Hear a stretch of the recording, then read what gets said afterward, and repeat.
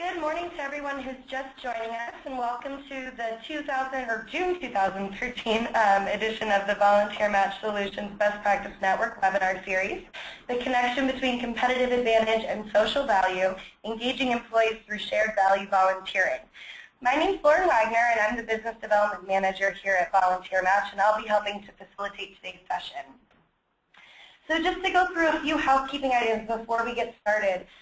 We're going to be holding some time at the end of the session to pose some questions to the presenters, and there are a few different ways that you can actually submit those questions throughout the presentation. So you can type them into the box on the right side of your screen, or you can also ask them via Twitter by tweeting to @VM_solutions using the hashtag VMBPN. So we're going to be compiling all of those questions throughout the presentation, and then we'll pose them at the end. Also, just keep in mind that a copy of the slides as well as a link to the recorded webinar will actually be circulated after the event. So all of the information that you're seeing today, you will receive as follow-up afterwards. So I'm personally really excited about the presenters and the topic that we have for the webinar today, and I feel like it's a truly innovative approach to the design and implementation of employee volunteer programs. And the ideas that Mark and Dane are actually going to be sharing with us have been pretty top of mind for me recently after attending the Sustainable Brands Conference in San Diego the other week. So if any of you on the call were at the conference, you might remember that a common theme that kind of kept coming up among the different presentations was focused around research that showed how employee engagement is one of the leading indicators in brand success, and how having social change at the core of a company's business model can actually lead to the type of engagement and business practices that create true social change. So I think that you're going to see those messages come across as Mark and Dane share with us how going beyond just offering a volunteering program to your employees to actually designing that program using the concepts of shared value will lead to the type of deep engagement for your employees, and as a result, increased competitive advantage for your company. So just a little bit about our two presenters. Both of them happen to be from FSG, and for those of you who aren't familiar with FSG, it's one of the leading consulting firms out there that works with both nonprofit and for-profit companies to help them develop new and innovative solutions to social problems. Mark Kramer is the co-founder and managing director of FSG, and one of the leading voices in topics such as catalytic philanthropy, collective impact, impact investing, and today's topic of shared value. And his ideas have been published in some of the most influential publications, including the Harvard Business Review and Stanford Social Innovation Review. Dane Smith, who is also Managing Director at FSG, is an expert in employee engagement and shared value. So before joining FSG, he was actually a partner at Gallup, where he worked advising CEOs on their employee engagement strategies. So the two presenters we have for us today are really true experts in the topic, and I'm really excited to hear what they have to say. So without further ado, I'm going to go ahead and hand the presentation over to Mark and Dane, and we'll get started.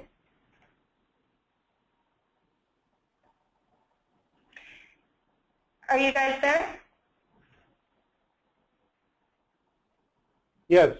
Yes, hi. Good morning. I'm delighted to be here, just trying to get the screen set up. I apologize. Hopefully you can now see the slide. I'm going to ask Dane. Just let me know we got it.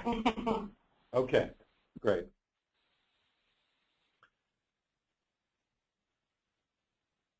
Okay, can you hear me okay? Yes. This is Dane. Let me just kick off by saying as it's a pleasure to be with you all today. I'm actually talking to you from Johannesburg, South Africa, so a little bit later here than where you all are. When Lauren first started talking to Mark and me about this topic, it was something that's immediately of great interest to me. As Lauren mentioned, I was a partner at Gallup for a number of years before joining FSG to help lead the shared value practice. And I found as I've gone around talking to company leaders around the world, whether these are people that are in the C-suite or they're people that are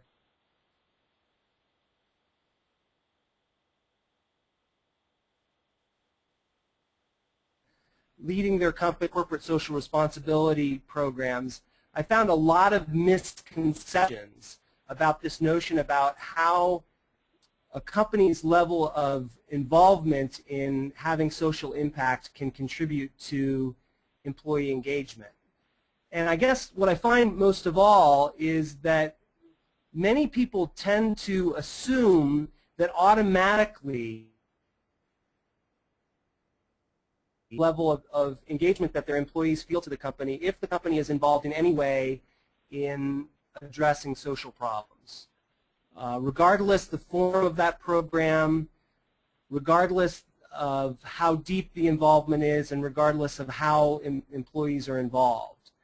And I find that to be not only a misconception, but one that in many ways limits the kind of impact that companies can have and also deprives them of the opportunity of truly engaging their employees in what they're doing. I heard a story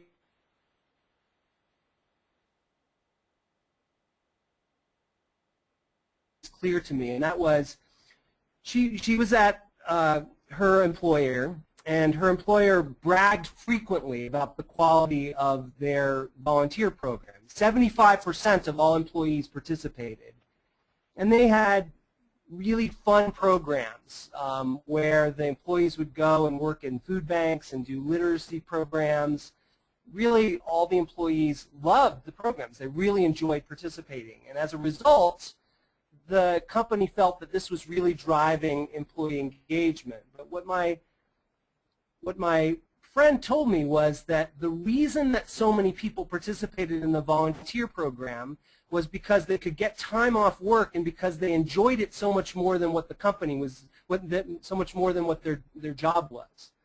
So really the impact of this program was not to create employee engagement, but rather it was something that created disengagement with people's jobs. And indeed, my friend ended up leaving her job to go to do something else, and she remarked that many others did as well. So this is an example of a misconception about the impact that volunteering can have on employee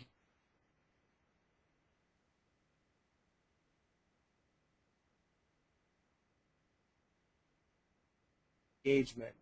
So a little bit about today is redefining employee engagement, and by taking a very deliberate approach, a very strategic approach, can ensure that what they're doing as a company can really drive employee engagement and at the same time really create profound social change.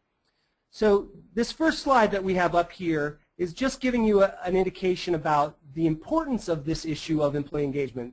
The Gallup organization, and they study this, they do this research and they repeat it every year, they update it every year. But in the last year that they did it, they discovered that nearly 3/4 of all U.S. workers are not reaching their full potential. And that's indicated by this measure of employee engagement. So only 29% of employees are really engaged the way that Gallup measures it. That is, that they're psychologically committed to the company or the organization that they're working for. These employees are more productive, they are more innovative, they're more likely to stay with their company, they're more likely to be ambassadors for what their company or their organization is doing. Their psychological commitment to the company really shines through in whatever they're doing, and it really drives company productivity. Over half of employees, unfortunately, are not engaged.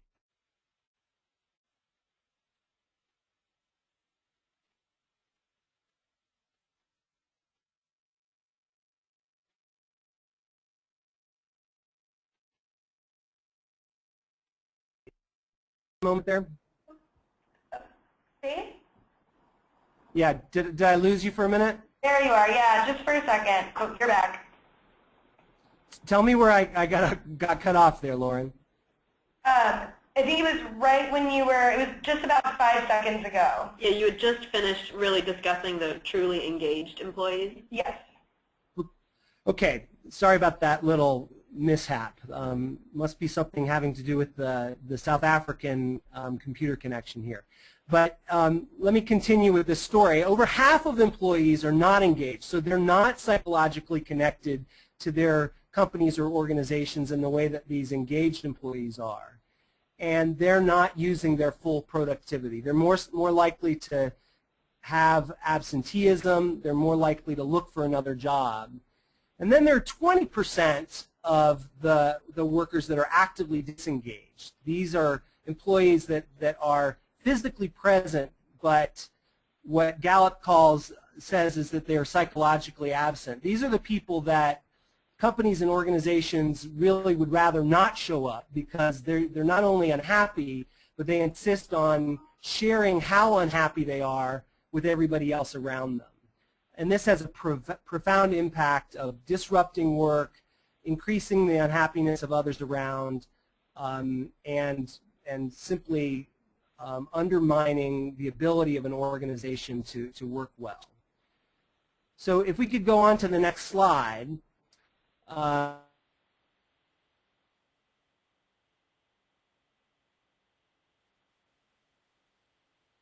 When we think about the drive the engagement, they need to keep a few important things in mind. We're having a little difficulty.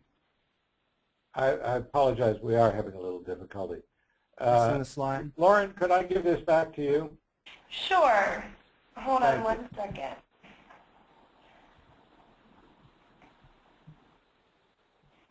Let me have the next slide up. Let me continue telling a little bit about what companies need to do to drive engagement. So there are really three things that we believe that companies' volunteering programs need to do to drive engagement. The first is that the program needs to actually have a demonstrable impact on the social problem. It's not enough to just send people out to work on any old thing, just volunteering for the purposes of volunteering. If the company cannot or the organization can't demonstrate that the volunteering effort is part of an integrated approach to address the social problem, then it's not really going to have an impact on employee engagement. It might make employees happier, but it's not going to drive employee engagement. So that's the first thing. It needs to have a demonstrable and measurable impact on the social problem. The second thing is that it needs to have a clear connection to the company's business. So you'll recall the story that I shared earlier about my friend and how she was glad to be able to volunteer because it got her away from her job. It gave her an opportunity to step aside.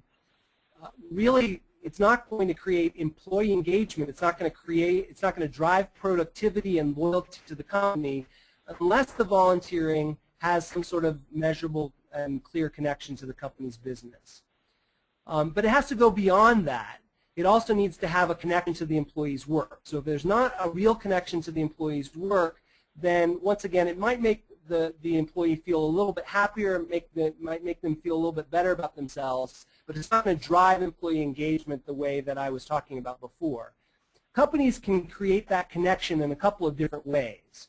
One is that it can design the program in such a way that it gives employees the opportunity to learn and grow in areas that are related to their work. So if it is if it's about people that are looking for opportunities to lead, it's allowing them to learn how to lead and lead with different groups. If it's people that are trying to build partnerships, it could be about giving them experiences in developing relationships with other community organizations. If it's about developing advisory skills, it can be about giving people more opportunities to advise others that are out in the social environment. So that's one way that a volunteering program can create a connection to employees' work. The second is to demonstrate how the volunteering efforts are important for allowing the company to execute on its shared value strategy. In a few moments, Mark's going to talk a little bit more about what shared value is. And later I'll give you an example of how a company is using its volunteering efforts to drive its shared value strategy. But one more important point about how companies need to act to ensure that their programs are increasing engagement And that is that it's critical for companies and organizations to measure what's going on, measure the extent to which they are having an impact on a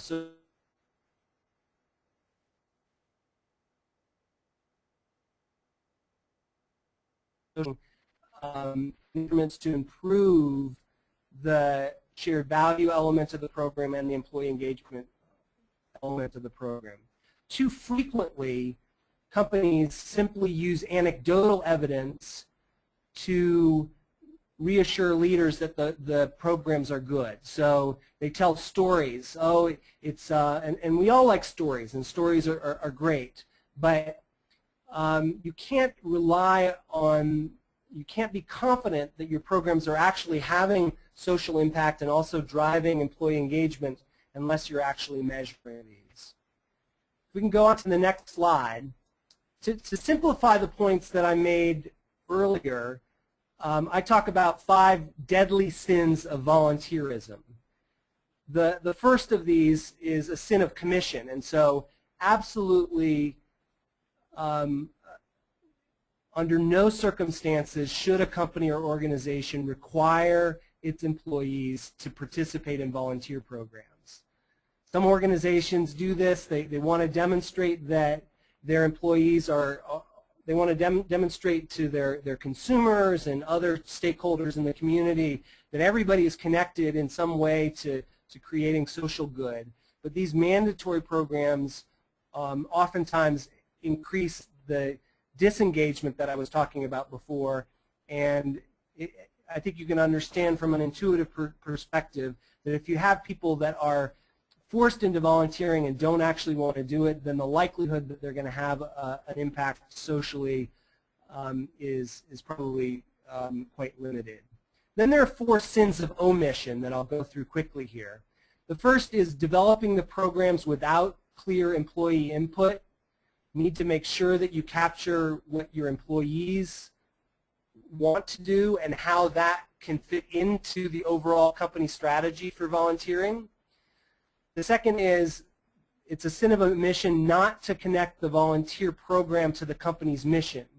So if the company has declared that one of its missions is to improve education or to strengthen health systems or to drive economic development, it's critical that the volunteer program have a direct connection to that mission. Another sin of omission is for companies to miss opportunities to help employees develop new skills the company needs.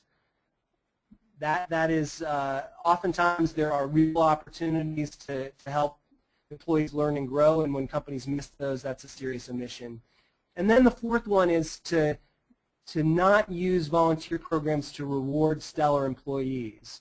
One of the best practices here is for really well-designed volunteering programs, use this as a means to reward your best employees so that they can have an opportunity to learn and grow, but others will see this as one of the means that, one of the ways that the company is recognizing excellent performance. If we go to the next slide, you'll see that I've listed the 12 drivers of employee engagement the way that the Gallup organization defines them. I'm not going to go through all of these, but I did want to highlight 4 that I think are particularly important. So number 4 is this importance for employees to receive recognition and praise. As I mentioned before, there's a great opportunity for volunteer programs to be used to recognize excellent performance among employees. So that's a great way that you can drive employee engagement. Then there's the 7th element. My opinions seem to count. It's always going to be a challenge to drive employee engagement if employees do not feel that their opinions count, that their opinions are considered in the workplace. And certainly there's an opportunity around the way that volunteering programs are designed to ensure that employee opinions are taken into consideration. Then there's the 8th element that I just mentioned a few moments ago, the connection with the mission of the company. That's a real great opportunity to drive employee engagement through volunteerism. And then the 12th one is the last one that I would highlight, that there are real opportunities to use volunteering programs to help employees learn and grow, help employees feel that the company cares about creating those opportunities for them and doing it in a way that allows the company to develop the skills of their key employees. Going on to the next slide, I just want to share a little bit of hard data about the importance of employee engagement before I pass the word over to Mark. So this is, once again, is data captured by the Gallup organization. This is what they call their meta-analysis. And you can see in the box that this is based on looking at over 600,000 employees, tens of thousands of business units in dozens of industries. And the way to look at this graph is that you'll see on the left a number of things that have an impact on costs and efficiency and things like absenteeism and turnover. So along absenteeism lines, the employees that are in the top quartile of employee engagement have 27% lower absenteeism than those that are in the bottom quartile. Similarly, if you look at turnover, in high turnover organizations, this would be things like fast food companies, retail companies, supermarkets would be examples of high turnover organizations. Turnover is 31% lower among the employees that are at the top quartile of employee engagement, 31% lower than it is for those that are at the bottom quartile. And then if you think about shrinkage, so that's when employees, quote unquote, borrow things from the companies that they work for, it's 51% lower among top quartile employees than it is for bottom quartile employees. And then safety, obviously a critical issue for many, many companies. You see the enormous difference, 62% fewer safety incidents among top quartile employees than there are among bottom quartile employees.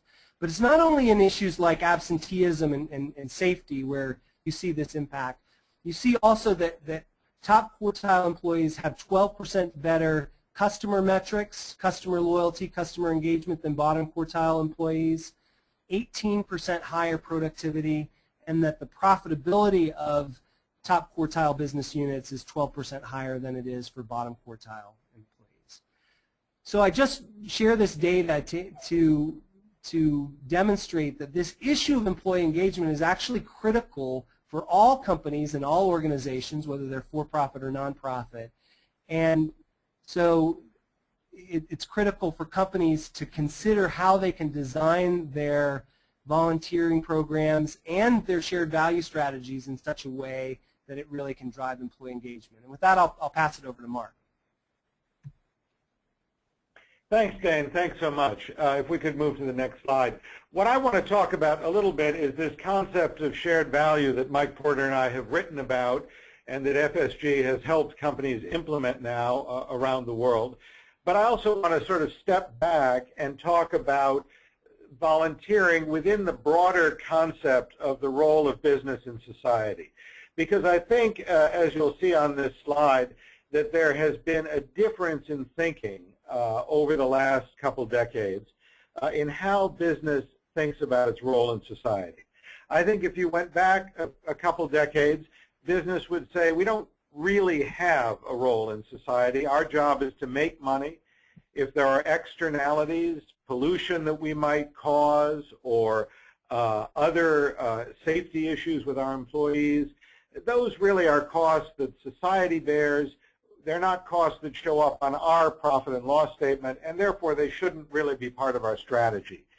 We recognize, of course, that we need to give back to society, that we need to be a good corporate citizen, that we need to have a good reputation. And so we do give something to philanthropy, and we do encourage our employees to volunteer. They can volunteer at whatever organization they like, doing whatever activities the organization needs of them. We're not putting a lot of effort into it, but it's just our way of helping to give back, and it's really very, very incidental to the business. I think the second stage of business thinking about its role in society is that middle column that we've characterized as corporate social responsibility. And that's where the company begins to say, you know, there are these externalities that have social costs. We have a responsibility to minimize those costs. It still may not be doing us a whole lot of good. It still isn't really part of our strategy and our growth.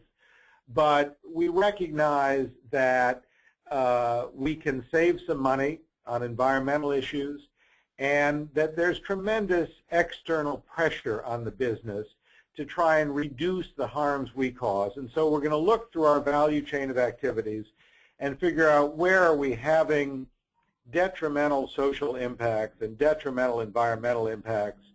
You know, is the labor conditions in the factories in China and Malaysia where our goods are produced, are those labor conditions unsafe or unfair?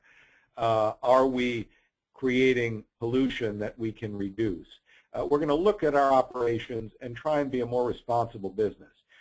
Because companies thought of this as a cost center, as a response to external pressure, as part of modifying their value chain, it really didn't have any implications for volunteering. But the third way that companies are beginning to think about their role in society is to say we can actually find the profit in social problems. And in fact, the biggest opportunities for our growth and development as a company are going to be to create products and services that address social problems, or to reconfigure our value chain, to build strong competitive clusters where we operate, to strengthen our suppliers in ways that reinforce our competitive advantage and our bottom line. And this is very powerful when you connect it to volunteering, because what Dane said earlier, that what matters in volunteering is having a measurable impact on a problem, connecting it to the business, using the employees' skills, and giving them an opportunity to grow, are all inherent in a shared value approach to volunteering. If we could go to the next slide, please. Thank you. So what do we mean when we talk about this idea of creating shared value? What we mean are policies and practices that enable a company simultaneously to improve economic and social conditions in the regions where it operates at the same time that it is contributing to its economic benefit and competitive advantage. Only companies can create prosperity. They are the only ones that can create wealth and income that can provide a livelihood to employees, that can provide the wealth that feeds philanthropy, the income that through tax revenue feeds government. We need business to play its core role of earning a profit in order to build prosperous and just and fair societies. We can't be apologetic about it. But we also need business to take into account the social implications of its operations and the opportunities that are hidden there to really realize the benefit for itself and to make a real difference in addressing social problems.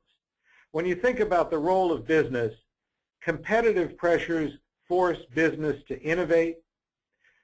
Successful business models enable businesses to scale and sustain their operations. And these important dimensions are missing in the nonprofit sector and in the government sector. Those two sectors really are dependent on the success of business at its core. And business, when it chooses to tackle a social problem as a business opportunity, has far greater impact than most government or nonprofit organizations are able to have. Next slide, please.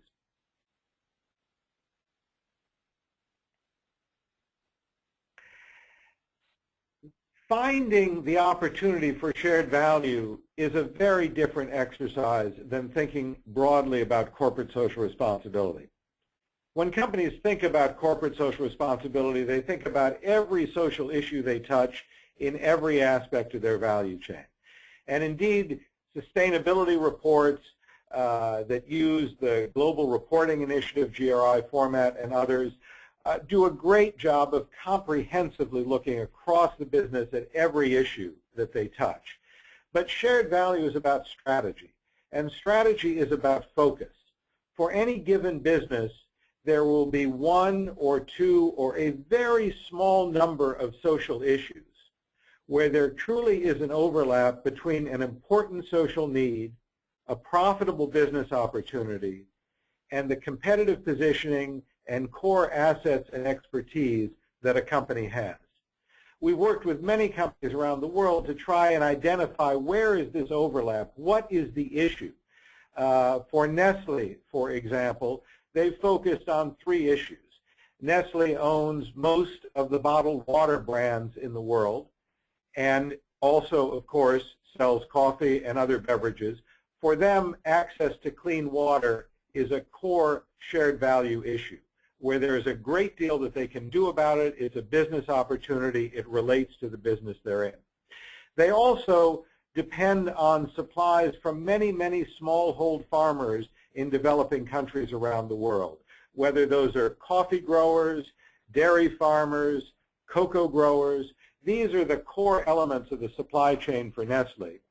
And so rural development and the productivity of smallhold farmers is for Nestle another example of a shared value opportunity in their value chain. So looking across the company and saying what are the 1 or 2 or 3 core issues that really affect our success as a business is a great way not only to identify shared value business opportunities, but to think about where volunteering programs can be developed that really meet those objectives that Dane talked about and can contribute to employee engagement. Next slide, please. When we talk about creating shared value, as Michael and I wrote in the article, the first thing we've learned is we have to emphasize what we do not need. Because shared value is not about sharing value that has already been created. That's redistribution, that's philanthropy. That's not about creating new value. And what we're talking about here is creating measurable economic and social benefit, true creation of value. Second, it's not just about personal values. It's tremendously important that the leaders of our major corporations have sound personal values. It's important that employees throughout a company have good personal values. But that is not what we're talking about here. And lastly, it's not about just balancing stakeholder interests and responding to external pressures from the community, because those external players don't understand the real strategy and business opportunities of the company. And shared value is driven internally by the company's strategy. We see shared value operating at 3 different levels. One of them is around reconceiving products and markets.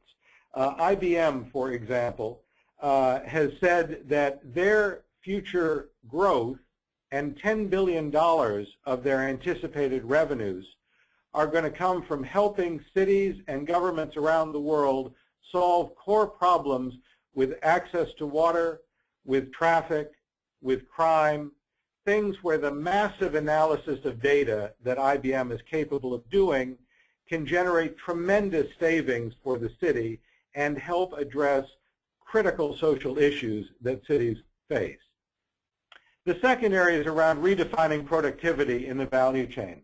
I mentioned how Nestle is dependent on smallhold farmers growing cocoa and coffee. Well, most of these farmers have very, very poor productivity. They don't have the financing, the access to capital to buy fertilizers, to buy better plant stock that can increase their yield. They don't have the training to know good farming techniques.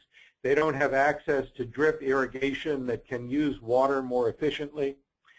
Nestle employs over 15,000 agronomists whose job it is just to work with smallhold farmers around the world to teach them better farming techniques.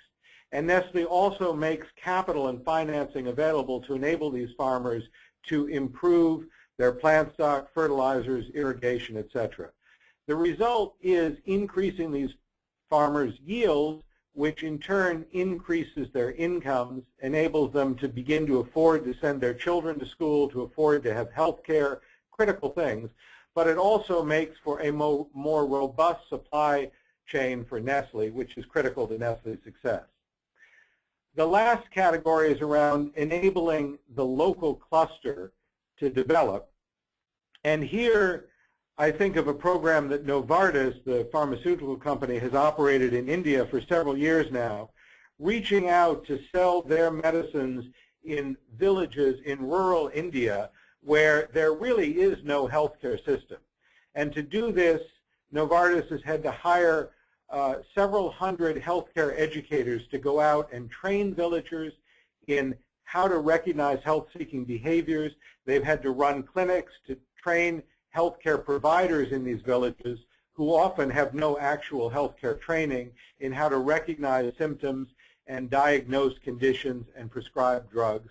And they had to build up a distribution chain to 50,000 local clinics so that the actual medicines could be available to people when they needed them. The result was, on the one hand, a significant investment that helped create a healthcare infrastructure in rural India where there had never been one before. But on the other hand, a tremendous business opportunity for Novartis to reach 42 million people to whom it can now sell its pharmaceuticals that it did not have access to before, and really helping them identify a new business model that they are now extending to Vietnam, to Kenya, to other regions around the world where there is tremendous opportunity for growth. Next slide, please.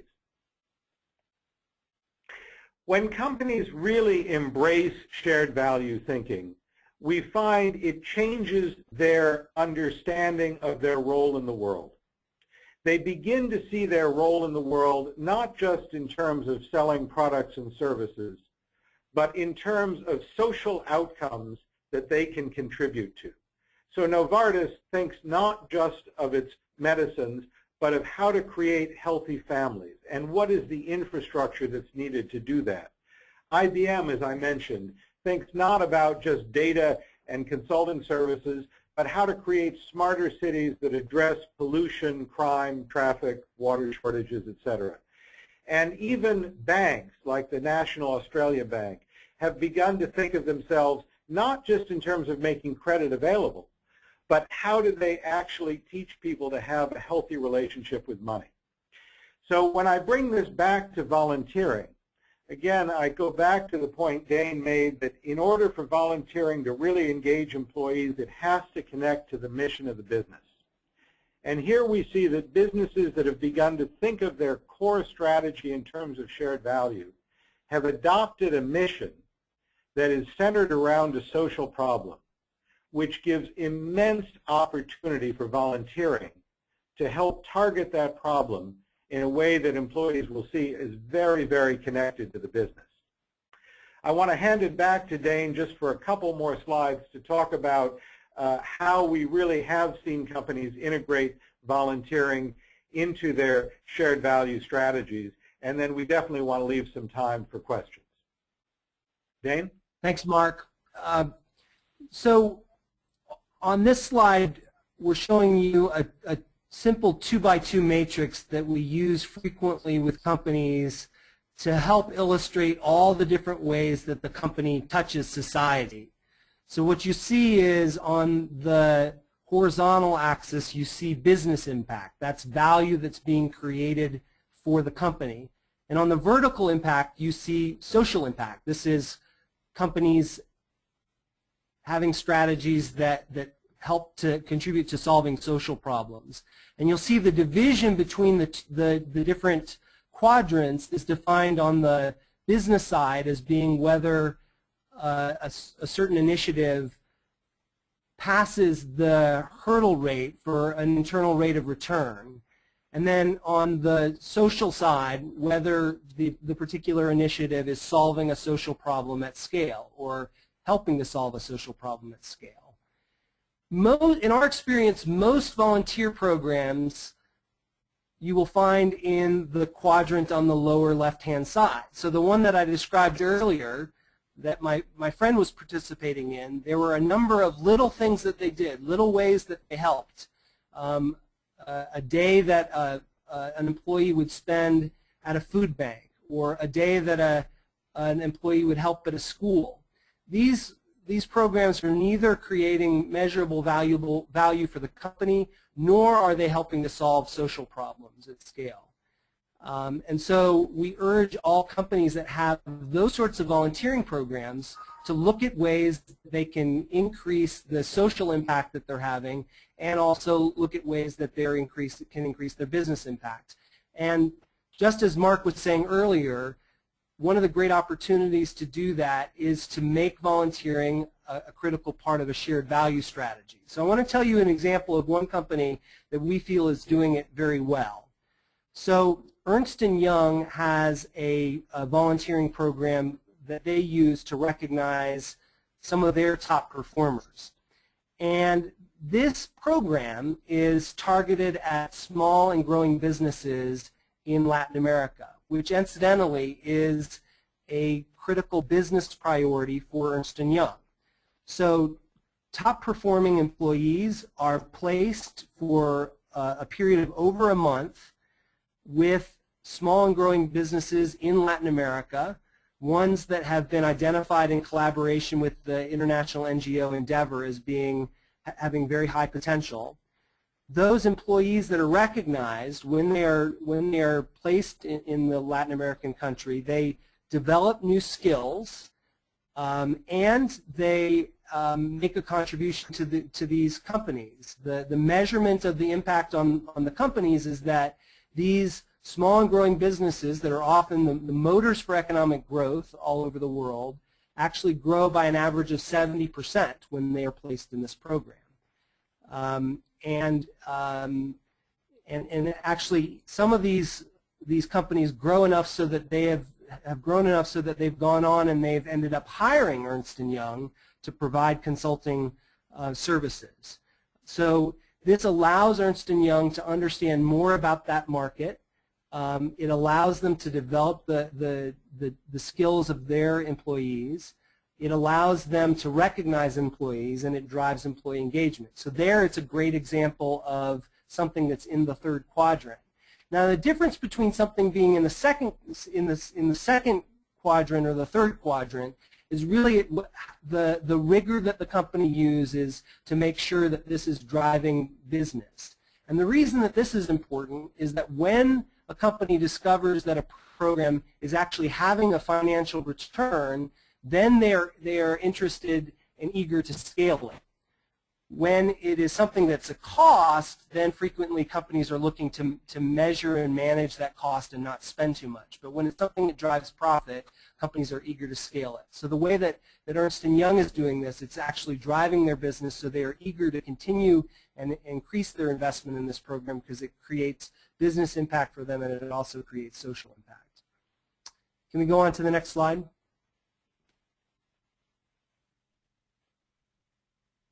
So one thing in particular that we'd like you to keep in mind as you're developing your volunteer programs and thinking about how it connects to shared value is that Mark described before the intersection of the business opportunity and the social problem. Very frequently, companies, in order to really take advantage of those opportunities, they need to have partnerships with NGOs, with community groups, to take advantage of the fact that they are frequently more proximate to the social problem. They have greater understanding about those challenges. So volunteer programs work particularly well when they help companies deepen insights about social problems and help companies develop the kind of deep relationships with NGOs and community groups that are so essential. So going back to the example of Ernst & Young for a moment there, Ernst & Young partners with Endeavor to identify the companies that their volunteers are going to be placed with. And by virtue of the fact that the volunteers go and work closely with Endeavor, it allows Ernst & Young to strengthen that critical strategic relationship that plays a really important part in determining whether their program actually creates value for the company or not. Can you go on to the next slide, please?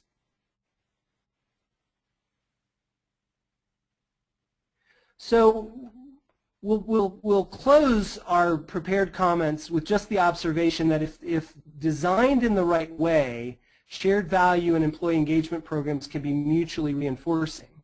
So the shared value program really can have a powerful impact in deepening the connection between employees and the company mission, and it will really signal the company's commitment to providing opportunities for employees to grow in their jobs, to learn and to be able to contribute in new and different ways.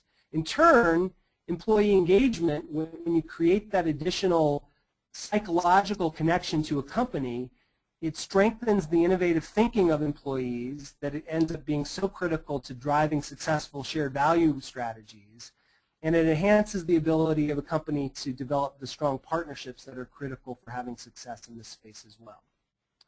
So we'll close with that, and I guess we'll take some questions now.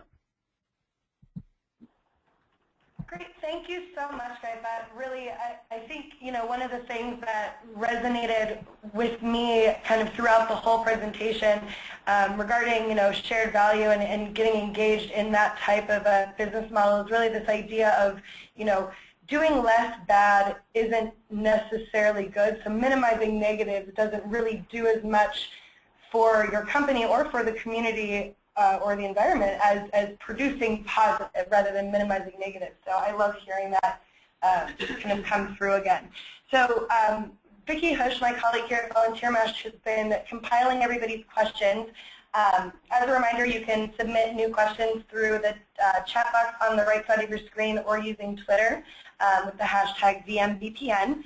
And I'll have Vicki go through some of the questions that we got from the audience. Great, thanks. And thank you both, Dane and Mark. So two people have actually posed a similar question, so I wanted to get your take on this.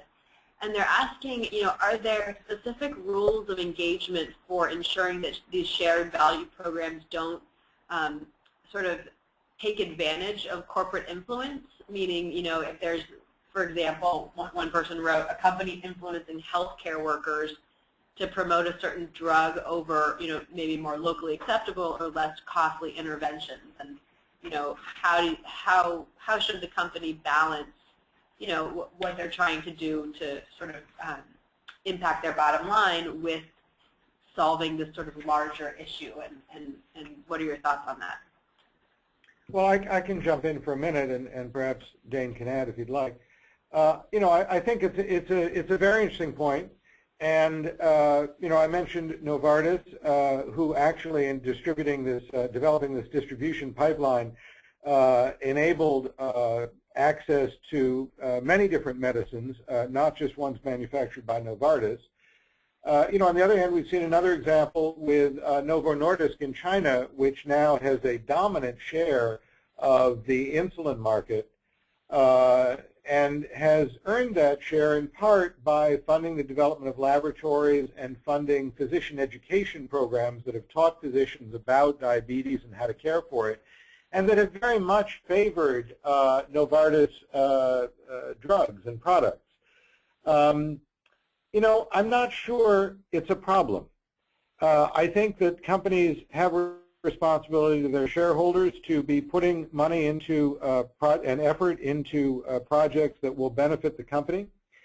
And if they are actually investing in developing the healthcare infrastructure, if they're actually giving people access to medicines that they didn't have access to before, obviously it needs to be the right medicine for the particular health condition. But among competing companies that are offering a similar treatment, I don't see any reason why the company necessarily has to favor or its competitors in making its products available. I think of another example, one of our favorite examples of shared value is Cisco Systems, the networking company, which has developed this networking academy to teach people all over the world how to become network administrators. It's a 2-year curriculum. They've graduated 4 million people, created untold amounts of economic opportunity in developing markets and all over the world where people would not have had these career options before. But it's also teaching people specifically how to repair Cisco networking equipment, and it has been a competitive advantage for Cisco. I don't think in any way that the social benefit that they're providing is undermined by the competitive edge that they're also achieving. Mark, if I could just back up what you're saying there. For something to be a real shared value strategy, for it to be authentically shared value, there needs to be a measurable social impact and a measurable business impact, and there needs to be a connection between those two. And so if companies are simply saying that they're creating social impact, but it's really just about driving their sales, then that obviously is not going to be authentic. That's not going to be shared value. That's just specious marketing that actually in the long term is not likely to create competitive advantage for the company anyway. So take the example of a financial services company, perhaps a bank, that is providing new access to credit products to those that haven't had access to banking products in the past. If they do that in a way that where the training about financial literacy leads to the responsible use of credit, to responsible mortgages that allow people to improve their lives and their lives of their families, then that will be shared value. If, however, they're taking advantage of what they're doing to sell credit products that are priced way too high, that they're encouraging, as we saw too frequently in the past, encouraging certain socioeconomic groups to purchase houses with mortgages that are way beyond their means, and that really is not shared value, and that really that clearly is going to be an example of an abuse. But as Mark was saying, as long as there's that demonstrable connection between the social impact that's being created and the business impact of the company, then there should be no problem there. Great, thank you both. So another question that's come up, and I'm trying to figure out the best way to kind of reformulate it for you both, is so say you've got a company who has created this shared value and is sure about their perspective and how kind of the business and social impact come together. When they're thinking through how to incorporate volunteering, should they be thinking only about specific projects and kind of different ways to get their employees out into opportunities that are related to that kind of broader shared value, or should they also be looking at how to help an individual nonprofit start to think through their shared value from that perspective? I'm just curious kind of where the lines cross to encourage and help companies think through that kind of volunteering piece, and whether it should be kind of a broader look at what the organization and nonprofit is doing. Well, I'll take a stab at that, and then Mark, you jump in as well. I think that too frequently companies feel that they need to create something new in order for their programs to be effective. What's really critical to make the right kind of connection between the volunteering program and whatever their shared value strategy is to really commit themselves to understanding the social problem as best they can. That means to develop a broad-reaching, expansive, and very directed effort to develop relationships with NGOs, community groups, government entities, other companies that are working on that social problem. And once the company has really understands that and has an understanding of which NGOs are having the most impact on the social problem, then it becomes possible for the company to best target its volunteering programs in the way that's going to be most helpful for that NGO. What we find again and again is oftentimes companies force their volunteering programs on organizations that feel that because they're trying to build a relationship with the company, they feel compelled to accept the volunteer efforts, even though it's not really contributing to their mission. So companies need to make sure that they are listening a lot to the community groups and NGOs about what kind of support they need so that they design their volunteering programs in coordination with them. Yeah, and I'll just add, I think what we're finding is as companies move into shared value initiatives, it's often foreign territory for them. It often They don't really understand the social issues. They may not be used to serving some of the lower income populations they're being asked to serve. And we find it's often necessary for companies to incubate shared value initiatives somewhere within the company where there is not an immediate expectation of achieving the company's profit margins. And I think it's in that incubating area where there's tremendous opportunity for volunteerism, working with nonprofits. So for example, Mercy Corps, the very large nonprofit, has been working in Haiti, and of course we all know the major storms in Haiti, but there also are a lot of smaller storms that affect small business in Haiti. And Mercy Corps realized that there's a need for small businesses to be able to acquire storm insurance and began to work with Swiss Re to develop an insurance product for small businesses in Haiti that could help insure them against storms. It's been a very successful enterprise. It started out not making any money and really through volunteerism on the part of Swiss Re, but it actually has turned into a profitable product that Swiss Re is looking to take to other parts of the world. Similarly, Unilever began to focus on the issue of sanitation and the fact that there are 2 billion people in the world without access to toilets. And of course, they sell cleaning products for cleaning toilets. And so they thought, well, if our research and development team could help develop a new technology for toilets that doesn't require water, that could be used all over the world. We don't want to be particularly in the business of selling toilets, but we sure think it would be good for our business if there were 1 billion more toilets out there in terms of the cleaning products. And so there too, they actually took volunteers from the company to work with an NGO to develop the distribution and sales model for the toilets that they had developed. So I think there are a lot of opportunities to find specific projects where the role of volunteers can be absolutely central in getting a project off the ground before it is seen as a safe enough bet for traditional corporate involvement. Great, thank you. And we're just coming up on the hour, so I wanted to just ask you both if you could share a final thought to leave our attendees with. Dane? Yeah, I guess what I would say is really think hard about how your volunteer programs can intersect with the mission of your company. Mark's talked a lot about the importance of shared value, how that can really drive a competitive advantage for a company. And it really works the best if companies find ways to get as many of their employees involved in the shared value strategy as possible. And one of the most powerful ways to do that is to have volunteering programs that strengthen the efforts that the company is making, strengthen the NGOs that they are supporting. So remember that your sins of omission and sins of commission. Make sure that you get good input from your employees about what the volunteering program should be. Make sure that you have an opportunity to connect the volunteering programs to the company mission. Don't miss out on opportunities to develop new skills that the company needs, and make sure you use your programs to reward stellar employees.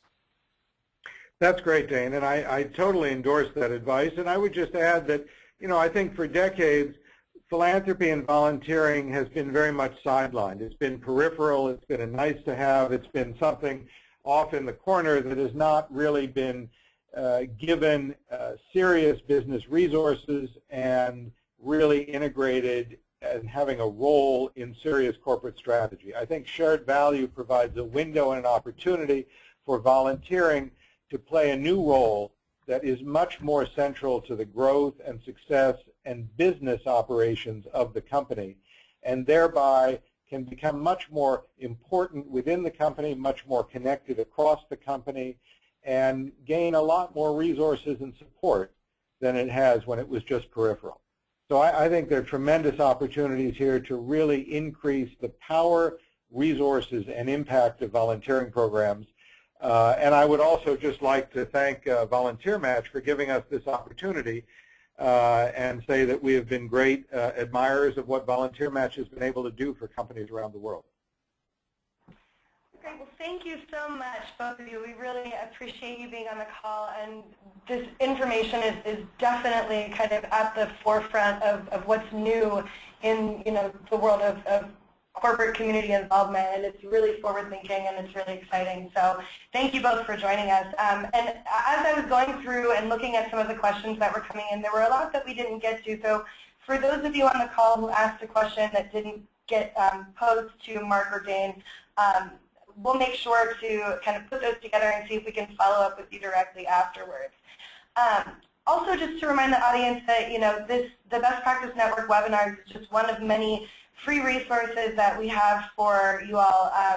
In addition to our blog, which is volunteering@csr.org, following us on Twitter at VM_solutions, and also our monthly Good Companies newsletter, which you can sign up for on our blog and on the VolunteerMatch Solutions website.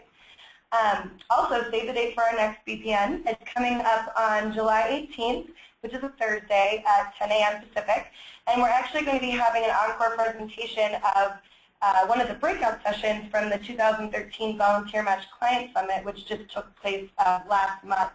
So we're going to be talking about engaging the community in disaster response with Stacy Kronthal from Network for Good, Jim Starr from the American Red Cross, and James Rooney from Microsoft. So I would encourage all of you to get signed up for that. So that just about wraps everything up for today. Thanks again, Mark and Dane, for joining us. We really appreciate it. Everybody have a great afternoon.